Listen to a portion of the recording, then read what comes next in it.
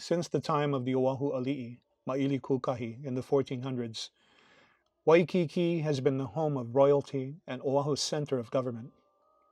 Kamehameha I and his warriors camped here when they landed in 1795, ready to fight for Oahu.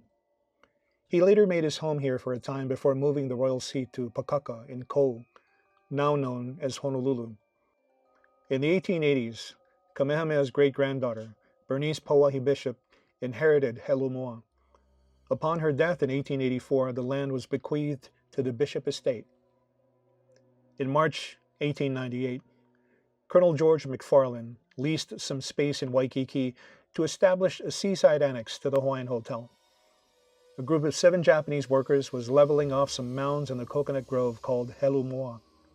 In preparation for removing some of the coconut trees, they cut off the roots around the tree, and then they went to lunch.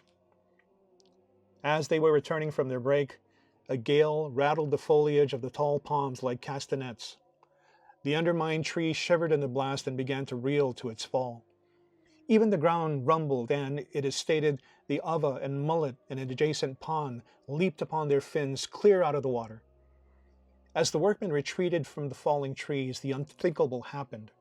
Flung high into the air by the catapultic motion of the roots was a mass of human bones, entire skulls, femurs, vertebrae, ribs, everything. One skull struck one of the workers in the back as he ran, and when he turned to see what hit him, he almost died of fear. There was no way to get the men back to work. The only one who returned was the foreman. He began delving in the soil when, close to the surface, he found an entire skeleton. It was in a sitting position with arms extended over the head. There was another skeleton discovered not so well united in frame.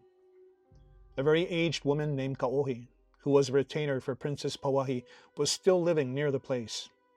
She said she was born there, and there used to be a heiau on that spot. The bodies of Hawaiians slain in battle were buried within its walls.